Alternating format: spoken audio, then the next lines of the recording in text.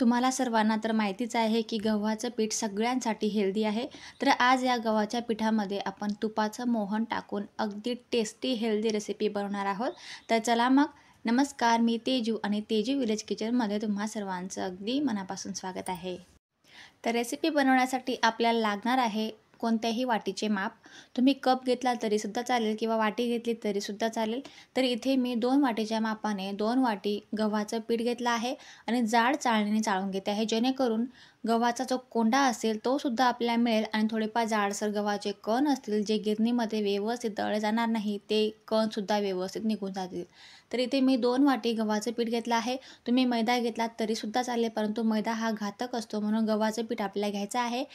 आता चवीपुरता 2 चुटकीभर मीठ घालायचं आहे आणि हे मीठ पूर्ण पिठामध्ये व्यवस्थित चाळून घ्यायचं आहे. चम्मचने चाळलं तरीसुद्धा चालेल किंवा हाताने चाळलं तरीसुद्धा चालेल. आता घेऊया अर्धा चम्मच ओवा. ओवा मस्त असा हातावर क्रश करून घालायचा आहे, जेणेकरून या पिठामध्ये छान प्रकारे एक फ्लेवर येईल आणि रेसिपी अगदी टेस्टी बनेल. तर ओवा टाकल्यानंतर आपण यामध्ये टाकूया तुपाचं मोहन. तुम्ही तेलाचं सुद्धा टाकू शकतात, परंतु मी इथे तूप घेतलं आहे. तूप आपल्या शरीराला खूप हेल्दी असतं.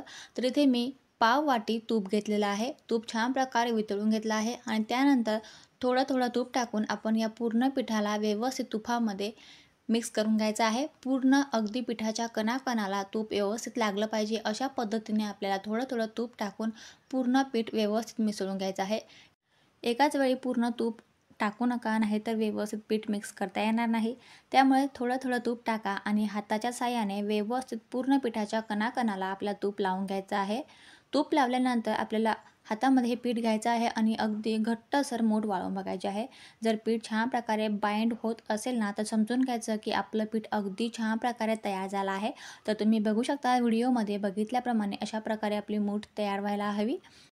आता थोडं थोडं पाणी टाकून आपल्याला एक सेमी सॉलिड डो मळून घ्यायचा आहे, म्हणजेच अगदी घट्टही नाही आणि खूप पातळही नाही, अशा प्रकारे आपला थोडं थोडं पाणी टाकून डो मळून घ्यायचा आहे.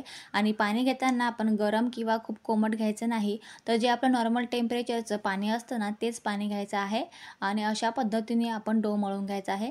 आता डो मळल्यानंतर आपण झाकण ठेवून 15 मिनिटासाठी हा डो रेस्ट करत ठेवायचा आहे. तर मिनिमम आपल्या या डोसाठी अर्धा ग्लास पाणी आपल्याला लागलेलं आहे. डो 15 मिनिटे रेस्ट करतोय तोपर्यंत आपण एक साठा तयार करून घेऊया. त्यासाठी आपल्याला लागणार आहे एक लहान वाटी, त्यामध्ये 3 चम्मच गव्हाचं पीठ आणि 3 चम्मच तूप घ्यायचं आहे. वितळलेलं तूप घ्या किंवा तेल घेतलं तरीसुद्धा चालेल. तर इथे मी चम्मचच्या साहाय्याने पूर्ण पीठ आणि तूप व्यवस्थित मिक्स करून घेते आहे आणि अशा प्रकारे एक पेस्ट तयार होते आहे. आता ही पेस्ट आपण बाजूला ठेवूया आणि तोपर्यंत डोसुद्धा छान प्रकारे अतिशय मस्त फुललेला आहे आणि मऊसुद्धा झालेला आहे. आता एकदा आपण हा डो छान प्रकारे चोळून घ्यायचा आहे आणि सारखे आपल्याला 5 उंडे तयार करायचे आहेत. तुम्ही जास्तसुद्धा करू शकतात, परंतु मी इथे 5 उंडे सारखे तयार करून घेतले आहे. आता हे उंडे आपण लाटून घ्यायचे आहेत. आता पोळपाट आपल्याकडे लहान आहे, म्हणून मी इथे अगदी किचनच्या कट्ट्यावरती ही चपाती लाटून घेते आहे. अगदी पातळशीर आपल्या चपाती लाटून घ्यायची आहे. जेवढी पातळ लाटता येईल ना, तेवढी पातळ चपाती इथे मी लाटून घेतली आहे. सगळ्या चपात्या मी एकाच वेळी लाटून अशा प्रकारे ताटावर थोडंसं पीठ टाकून द्यायचं आहे आणि वरून ही चपाती ठेवून घ्यायची आहे. सेम याच पद्धतीने आपण 5ही चपात्या एकाच वेळी लाटून घेणार आहोत.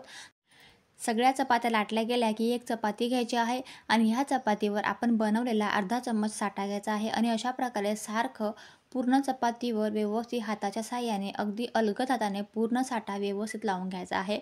खूप जास्त दाटसर साठा लावायची गरज नाही, अगदी पातळशीर लावायचा आहे, परंतु सारखा लावायचा आहे. आता साठा लावल्यानंतर परत दुसरी चपाती आपल्या वरून ठेवायची आहे, अगदी सारखी ठेवायची आहे, कमी जास्त अजिबात व्हायला नको.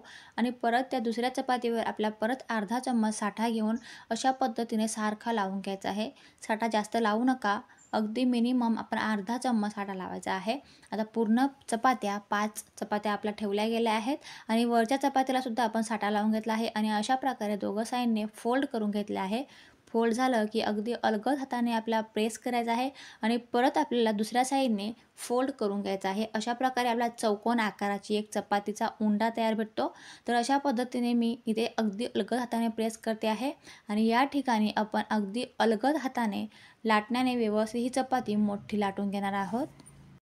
तर इथे उंडा लाटताना खूप जास्त पातळ लाटायचा नाही, तर अगदी अर्धा इंच जाड चपाती राहील इतपत आपल्याला हा उंडा लाटायचा आहे. तर तुम्ही व्हिडिओमध्ये बघू शकतात अशाच पद्धतीने आपला पूर्ण चपाती मोठी लाटून घ्यायची आहे आणि तिचं थिकनेस आपण बघू शकतो अगदी अर्धा इंचपर्यंत थिकनेस आहे.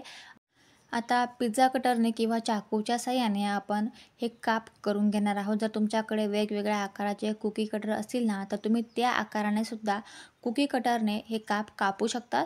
तर इथे मी आयताकृती काप कापते आहे, त्यामुळे अगदी आधी आडव्या पद्धतीने आणि नंतर उभ्या पद्धतीने सरळ रेषा मारून घेते आहे.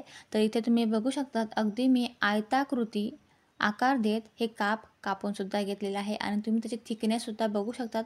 खूप जास्त जाड किंवा खूप जास्त पातळ अजिबात नाही. आता हे पूर्ण काप आपण एका डिशमध्ये काढून घेणार आहोत. सेम ह्याच पद्धतीने जर तुम्ही अजून जास्त पीठ मळलं असेल ना, तर सेम ह्याच पद्धतीने आपल्या चपात्या लाटून घ्यायच्या आहे. उंडा तयार करून घ्यायचा आहे आणि परत मोठी चपाती लाटून अशा प्रकारे काप तयार करून घ्यायचे आहेत. आता हे काप आपले तयार झाले आहेत. आता आपले काप तयार झाले आहेत. आता हे फ्राय कसे करायचे ते सुद्धा बघूया.